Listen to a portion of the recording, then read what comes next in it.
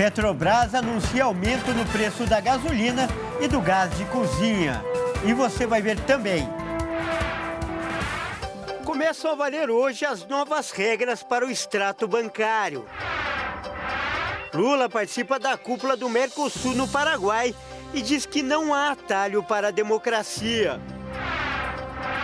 Família de brasileiro morto na Ucrânia faz apelo pelo corpo. E ainda, 10 anos do 7-1, o maior vexame da história do futebol brasileiro.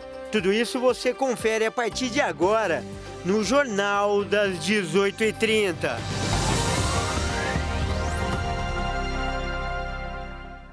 Olá, seja muito bem-vindo. Nós estamos ao vivo, são 18 horas e 33 minutos pelo horário de Brasília. Eu sou o Kleber Werneck e a partir de agora você confere comigo as notícias do Brasil e do mundo desta segunda-feira. Uma ótima semana para você. E olha só, a partir de amanhã a gasolina e o gás de cozinha vão ficar mais caros. A Petrobras anunciou um aumento no preço dos combustíveis para as distribuidoras. A gasolina vai ter uma alta de 20 centavos, ou 7,11%, para as distribuidoras, chegando a custar R$ 3,01 por litro, considerando a mistura obrigatória de 73% de gasolina e 27% de etanol. Anidro para a composição da gasolina, vendida nos postos, a parcela da Petrobras na composição do preço ao consumidor vai passar a ser de R$ 2,20 por litro, uma variação de 15 centavos a cada litro de gasolina. Já o gás de cozinha de 13 quilos vai subir para R$ 34,70, ou 9,6% de aumento. O óleo diesel não teve reajuste. O último reajuste da gasolina feito pela Petrobras havia sido em outubro do ano passado. Na ocasião, teve uma redução de 12 centavos para R$ 2,81 o litro. A petroleira anunciou em maio de 2023 uma mudança em sua política de preços. Desde então, a estatal não segue mais a política de paridade internacional, que reajustava o preço dos combustíveis com base nas variações do dólar e da cotação do petróleo no exterior. E segundo a Petrobras, a gasolina teve redução de 17 centavos em seus preços de venda para as distribuidoras desde então. Já os preços do GLP, o gás de cozinha, não eram alterados desde julho do ano passado, ou seja, há mais de um ano. Naquela época, o botijão de 13 quilos passou a custar R$ 31. Neste ano, este é o primeiro ajuste nos preços de venda de gasolina, a da Petrobras para as distribuidoras. O último aumento aconteceu em agosto do ano passado. E o último aumento do gás de cozinha aconteceu em março de 2022. E a partir de hoje, os extratos bancários estão de cara nova. O objetivo é facilitar a compreensão pelos clientes. Vamos ver. A partir de agora, os extratos bancários vão ter nomenclaturas padronizadas. Segundo a Federação Brasileira de Bancos, o objetivo é facilitar a compreensão pelos clientes, principalmente aqueles que possuem ou precisam acessar contas bancárias de mais de uma instituição.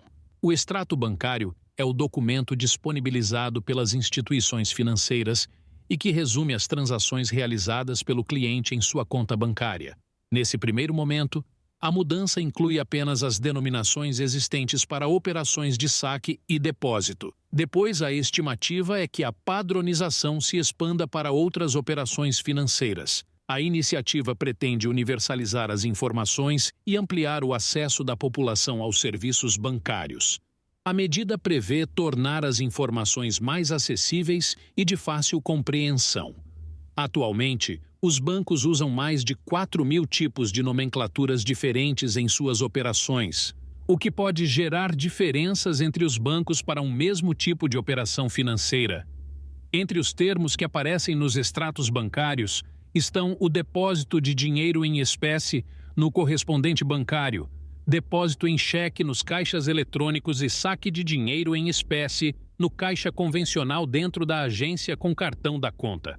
Pela nova nomenclatura, operações como o depósito de cheque no ATM, seja o famoso caixa eletrônico da agência, passam a ser descritas no extrato sob a sigla DEP-Cheque ATM. E o Banco Central informou hoje que as operações via Pix atingiram um novo recorde na última sexta-feira, com 119 bilhões de reais movimentados. E o aumento se deve pela praticidade e eficiência para transações financeiras do dia a dia. O Banco Central informou nesta segunda-feira que as operações via Pix atingiram um novo recorde na última sexta-feira, com 119,4 bilhões movimentados. Segundo o Banco Central, o total de operações também bateu recorde, somando 224 milhões de transações, também em um único dia. No ano passado, quase 40% das transações financeiras foram feitas por meio do sistema. Atualmente, o Banco Central está desenvolvendo uma nova modalidade, o Pix Garantido, que pode substituir o cartão de crédito e se tornar uma alternativa para parcelamento de compras. Alguns bancos já se anteciparam e passaram a oferecer o parcelamento via Pix. A operação está sujeita às regras de cada banco, com possibilidade de cobrança de juros e IOF. O Banco Central também deve lançar em outubro 2 novas modalidades de Pix, automático e agendado recorrente. As 2 modalidades vão possibilitar aos clientes o agendamento dos débitos, podendo ser usado para contas recorrentes, como energia, água e aluguel, por exemplo. O Desenrola Pequenos Negócios já renegociou 2,5 bilhões de reais em dívidas bancárias de mês. Os microempreendedores individuais. Mais de 42 mil clientes já aderiram à iniciativa.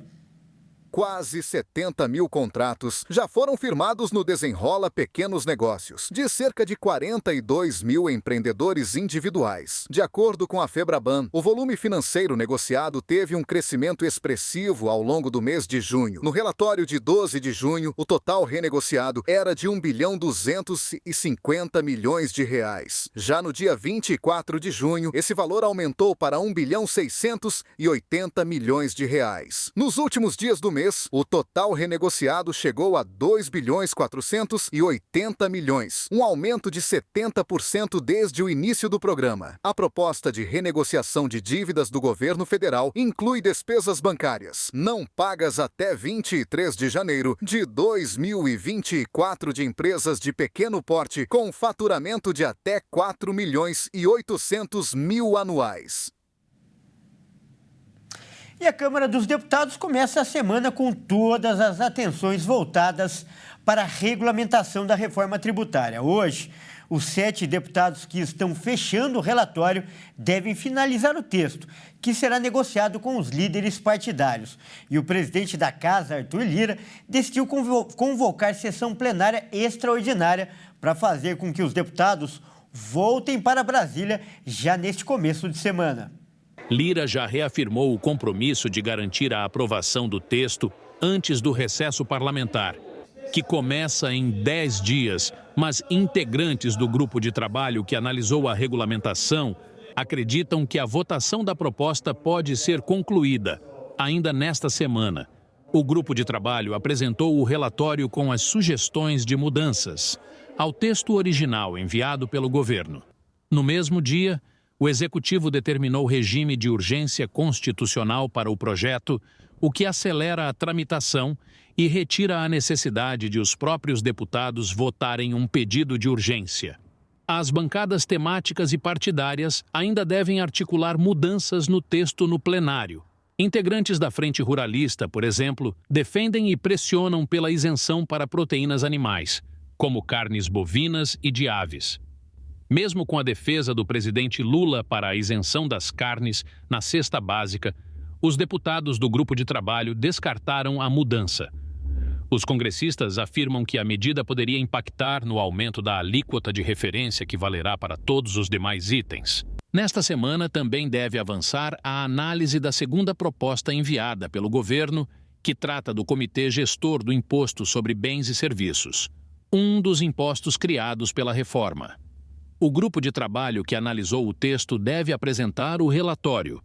A alíquota geral é a soma do imposto de estados e municípios, com a contribuição federal, resultando no imposto sobre valor agregado, estimado pelo governo em 26,5%. E o presidente Lula já está seguindo para a Bolívia. Mais cedo, ele participou da cúpula do Mercosul em Assunção, a capital do Paraguai. E em seu discurso na reunião, o presidente Lula disse que não há atalho na democracia. E ele citou, inclusive, os atos antidemocráticos de 8 de janeiro e também a tentativa de golpe na Bolívia.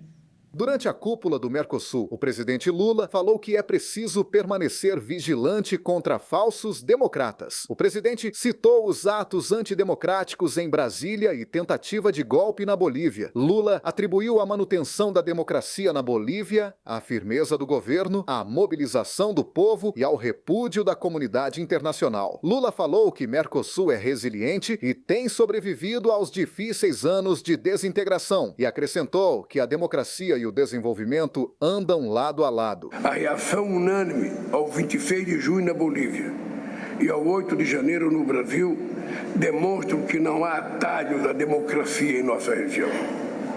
Mas é preciso permanecer vigilantes. Falsos democratas tentam solapar as instituições e colocá-las a serviço de interesses reacionários.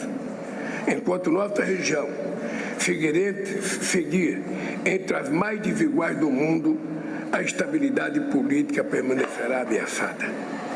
Democracia e desenvolvimento andam lado a lado. A cúpula ocorreu sem a presença do presidente da Argentina, Javier Milei, o que causou desconforto nos demais integrantes. O bloco sul-americano é composto por Brasil, Uruguai, Argentina e Paraguai. A Bolívia foi incorporada como integrante pleno do Mercosul durante a cúpula em Assunção, no Paraguai. E o Uruguai assumiu a presidência temporária do bloco econômico. O relatório da Polícia Federal sobre o caso das joias afirmou que o ex-presidente Jair Bolsonaro teria movimentado cerca de 25 milhões de reais com a venda ilícita de bens. O sigilo do caso das joias sauditas foi retirado pelo Supremo Tribunal Federal. A investigação apura se Bolsonaro e os ex-assessores desviaram do acervo presidencial peças valiosas recebidas como presentes quando ele estava em exercício do cargo para seu enriquecimento ilícito. Segundo o relatório da PF, o valor arrecadado com as joias da Arábia Saudita ao governo brasileiro seria de 4,5 milhões de dólares, o equivalente a 25,2 milhões reais. Um trecho do documento chega a citar o que chama de enriquecimento inadmissível pelo presidente da República, pelo fato de exercer uma função pública. Os conjuntos de joias milionárias deveriam ter ido para o patrimônio do Estado. Nesta segunda-feira, o ministro do Supremo Tribunal Federal, Alexandre de Moraes, retirou o sigilo do caso das joias. Moraes considerou que, com o relatório final do caso apresentado pela Polícia Federal na semana passada, não há razão para manter o processo sob discrição. Agora, a Procuradoria-Geral da União terá o prazo de 15 dias para pedir mais provas, arquivar o caso ou apresentar denúncia. O relatório da Polícia Federal indiciou o ex-presidente Jair Bolsonaro e mais 11 pessoas no caso em que é apurada a venda ilegal no exterior de joias recebidas durante o mandato presidencial. A PF concluiu que houve crime de peculato, associação criminosa, lavagem de dinheiro e advocacia criminosa. E veja a seguir, família de brasileiro morto na Ucrânia faz apelo pelo corpo. E ainda, 10 anos do 7-1, o maior vexame da história do futebol brasileiro. Nós voltamos já.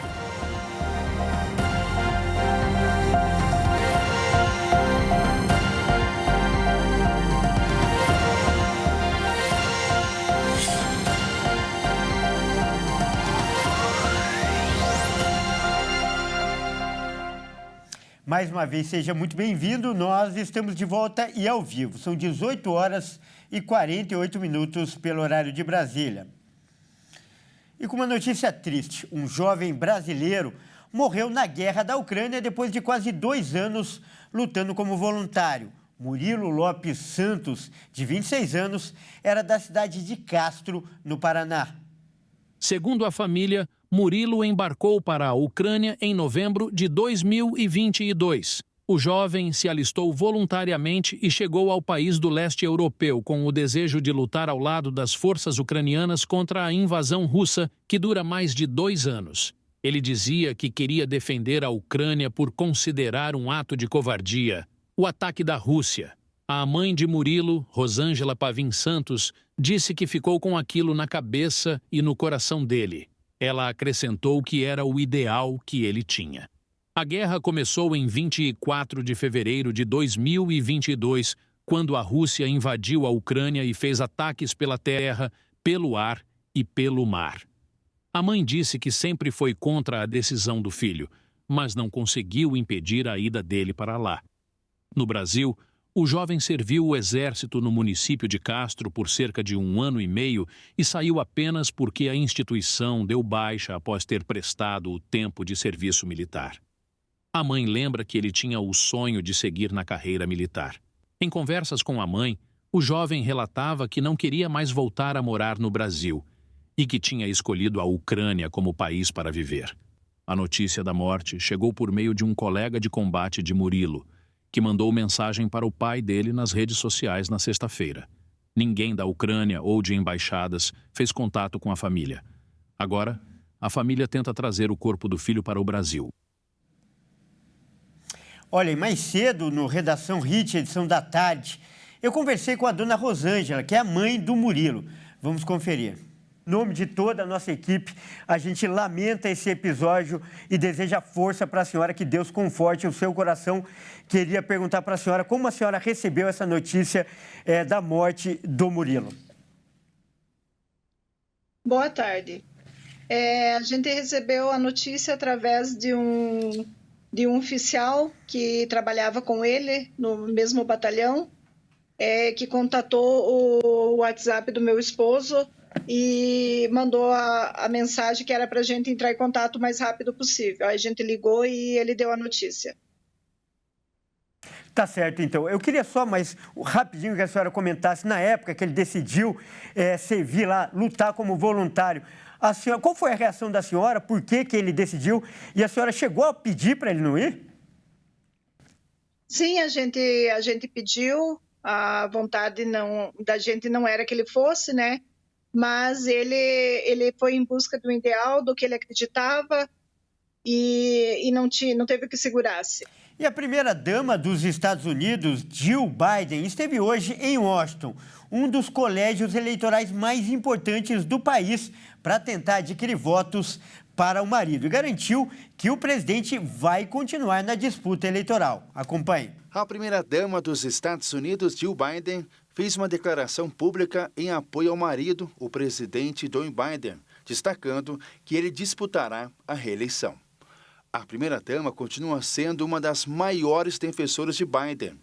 Durante o evento realizado nesta segunda-feira, voltado para veteranos e famílias militares em Washington, ressaltou à multidão que eles não podem considerar nada garantido.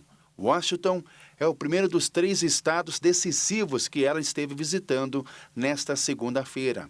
Biden destacou que ainda é o melhor candidato para derrotar Donald Trump e descreveu a estratégia de forma simples: atacar. O segundo debate está agendado para o dia 10 de setembro. E agora é hora de falar de esportes aqui no Jornal das 18h30. E quem traz os detalhes é o Fernando Jesus. Boa noite, Fernando. Seja muito bem-vindo mais uma vez ao Jornal das 18h30. E hoje, Fernando, faz 10 anos que o Brasil foi eliminado da Copa do Mundo de 2014. Isso naquele jogo pela Alemanha e por um placar vergonhoso, não é mesmo? Boa noite, Kleber, e a todos que nos acompanham. Com certeza hoje é um dia que os brasileiros não gostariam de lembrar. Já faz 10 anos que nas semifinais da Copa do Mundo o Brasil era eliminado por 7-1 contra a Alemanha. Vamos conferir. E a semifinal da Copa do Mundo de 2014 ainda assombra os torcedores brasileiros. A Alemanha aplicou uma goleada inesperada na seleção brasileira.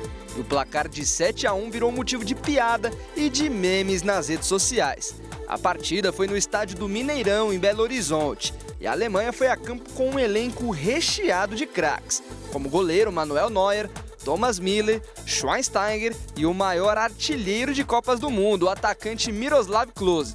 O Brasil entrou em campo com desfalques. O principal era o camisa 10 Neymar, que se lesionou no jogo contra a Colômbia, e o zagueiro Thiago Silva, que estava suspenso por cartão amarelo.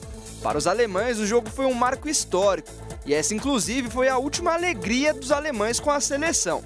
Após o título da Copa do Mundo contra a Argentina, a Alemanha ganhou apenas a Copa das Confederações em 2017. Nas últimas 2 edições de Copa do Mundo, os alemães caíram na fase de grupos e foram eliminados recentemente da Eurocopa nas quartas de final. Com certeza um dia para esquecer, Kleber. Eu fico por aqui e volto com você no estúdio. Grande abraço. Grande abraço, muito obrigado aí pelas informações. Bom, o Jornal das 18h30 fica por aqui. E olha só, fique agora com a campanha do missionário R.R. Soares em João Pessoa, na Paraíba. Boa noite e até amanhã.